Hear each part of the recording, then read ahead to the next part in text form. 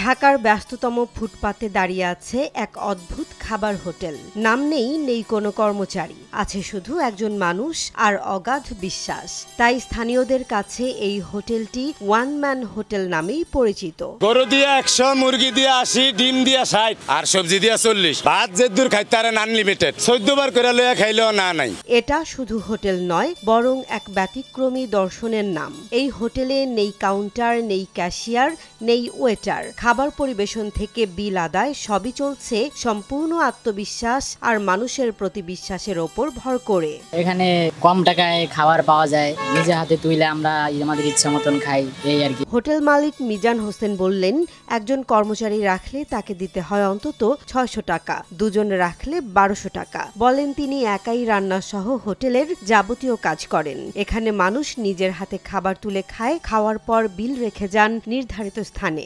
আমার তো লোক নাই, 10-12 ডেক ভাত রানতে হয়, 27 ডেক তরকারি রানতে হয়, আর লাকড়ি চুলা হিয়ানি একজন বেয়া থাকতে হয়। এই সব আমি একলা করি। আমি খালি ভাত করে এনে থিয়া দেই, কাস্টমারে লইয়া টিয়া খায় আর প্লেট টেলের দিয়া দিই। কাস্টমারে খায়া টিয়া ও নিজের হাতে ওটা ভিতরে হালিয়া থিয়া যায়। আবার আয়া জ্বালাই তো কাস্টমারে ওটা দেন হেটা দেন, হেটার তো আমি মুক্ত আছি, আমার কেউ জিগায়ও না। আমি হিন্দা কাম করতে আছি, হিন্দা দেই 4 জন লইয়া খাওয়া শুরু করছে, দেই একজনও নাই, হর দেই 4 জন লইয়া খাওয়া শুরু করছে। আমার অনা জিগায়ও না। প্রথম 1-2 মাস একটু ঝামেলা হয়েছে, অনা ঝামেলা হয় না। টিয়া ব্যাগ কেই দেয়, টিয়া না দিয়ে কেউ যায় না। আর 2-1 গেল আমার কপাল লইয়া যায় না। যেমন সকালে তো 2 জনের তো যাত্রা করছি, 2 জনের তো বড় টিয়া ভাঙতি নাই, দুজনই কয় আমি ভাঙতি থিয়া। একটু আগে একজনে কইলো মোটরসাইকেল থিয়া যায়, আমি কি না লই এই যান। হ্যাঁ যদি 100 টিয়া আমার মাইরা জায়গা থাকবা, এই যে খাইয়া গেছে ভাঙতি নাই, আমি দিতে পারি না। অনেক গেছে ফাম্পে ভাঙ্গাইতো না, না এটা কোনো গ্যারান্টি নাই। তারপরে আমি কইছি যান ভাঙ্গাইলে নাইলে হোক না আইলে নাই, না দিলে আমার আরো 200 টাকা কম হইব।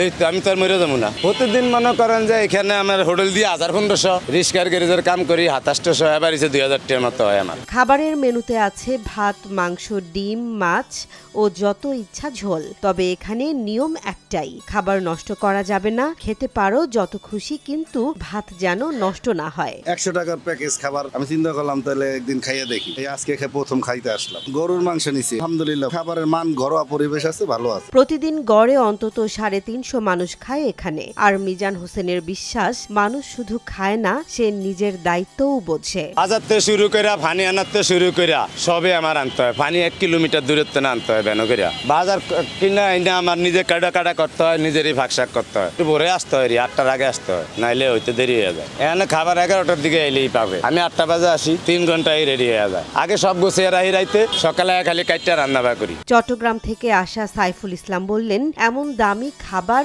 এত কম টাকায় আমি ভাবতেই পারিনি। মোহাম্মদপুর থেকে আসা মুস্তাফিজুর রহমান বলেন, নিজের হাতে খাবার তুলে খেলাম, এমন অভিজ্ঞতা জীবনে এই প্রথম। কালকে দেখলাম যে উনি একাই রান্না বান্না করে, একাই সবকিছু একাই উনি নিয়ন্ত্রণ করে। হ্যাঁ, আরেকটা বিষয় হলো যে উনি আমার হাতে আমি খাবার নিয়ে খেতে হবে, প্রাইসও কম, রিজনেবল, আর মাটির চুলায় রান্না। তো এই জন্য আর কি এখানে আসা। এখানে 2টা জিনিস করতে হয়, সেটা হলো মানে দায়বদ্ধতা। সেটা হলো বিলটা আমার হাতে ওনার ওই ইয়াতে রাখতে হয়, যা বিল 100 টাকা আমার হাতে নিয়ে খেতে হয়। সেক্ষেত্রে আমি মনে করি যে এটা আমার সবকিছু আমার দায়বদ্ধতা। কেউ আবার বললেন, মাটির চুলায় রান্না করা খাবার স্বাদে তৃপ্তি মেলে। এত অল্প টাকায় খেতে পারা যেন অলৌকিক ব্যাপার। লাকড়ির চুলা আসলে পাকটা খুবই ভালো। যেমন ডিম ভাত দিয়ে আমি একবার জাল হয়েছি, তাই খাইছি, আর আমি খাইতে পারিনি। দ্বিতীয়বার নিতে গেলে নষ্ট হয়তো, কি বেহুদা নষ্ট করে তার আমার লাভ নেই। যে ডিম ভাত 60 টাকা বলছে, উনি 60 টাকা, বরঞ্চ ভাঙতি নাই দেখে উনি আমার কাছ থেকে 10 টাকা রাখছে। এখন আমি যদি হালাল খাইছি, আমি কইছি ভাই নেক্সট টাইমে আসলে আপনি 10 টাকা মনে করে দিয়ে যাবো। কিন্তু পাকটা খুব সুন্দর, আশা করি সবাই একবার খাইলে মনে হয় যে আবার আসবে। রাজধানীর আগারগাঁওয়ে নিউরোসায়েন্স হাসপাতালের পাশেই মিজান হোসেনের এ হোটেল যেন এক মূর্ত প্রতীক, বিশ্বাস, আত্মসম্মান আর সহানুভূতির। হোটেল মালিকের মতে সবকিছুতে লাভ নয়, কিছু কিছু কাজ আত্মতৃপ্তির জন্যই, আর মানুষের ওপরে বিশ্বাসই বড় সম্পদ।